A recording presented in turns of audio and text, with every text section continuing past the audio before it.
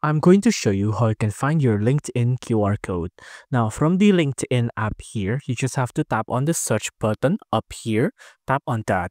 Now, once here, you want to tap on the QR code right here. Now, you can see once you tap on the QR code, you will see your QR code right here, right? Now, there's a couple of things you can do with this QR code. For example, if you're in real life and you're with an employer who wants to see your LinkedIn, you can just straight up show the QR code to them and they can scan it with this bar here if they have a LinkedIn as well.